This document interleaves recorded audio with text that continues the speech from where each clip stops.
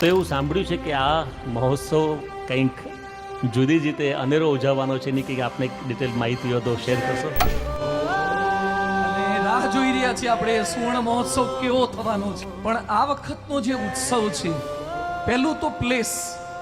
અત્યાર સુધી આપણે સરદાર સ્ટેડિયમમાં કર્યો પણ એની 35,000 કેપેસિટી, ડીવાય પાટીલમાં કર્યો પણ એની 60,000 કેપેસિટી. પહેલી વાર BAPS નો એવો ઉત્સવ થશે કે જેની લાખની કેપેસિટી છે અને સ્ટેડિયમમાં. એટલે સ્વામી વ્યૂ કેવો આવશે આખો આમ કે સ્ટેડિયમમાં બધા કાર્યકર્તાઓ બેઠા હોય અને મહંત સ્વામી મહારાજનું સ્ટેજ ત્યાં નીચેના ભાગની અંદર હોય. અને બીજી થોડીક વાત કરી દઉં કે સ્વામી આ વખતે જેમ ડાન્સ ડ્રામા થતા હોય ને, તો મોટે ભાગે જન્મજયંતિમાં થાય તો 200 પરફોર્મર હોય કે રજૂ કરતા હોય, 200, 250, 300. આ વખતે 1700 તો રજૂ કરતા છે.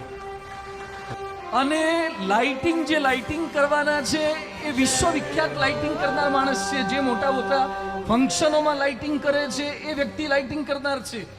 અને લોનની અંદર જે નીચે લોન હશે એ ભાગની અંદર બધું પ્રેઝન્ટેશન થશે.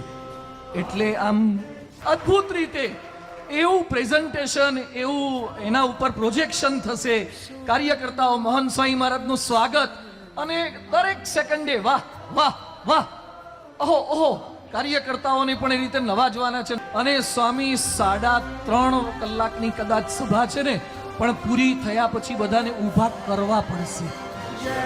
બસ સભા પૂરી થઈ ગઈ એવું લાગશે. એવો આ વખતનો સુવર્ણ મહોત્સવ થવાનો છે.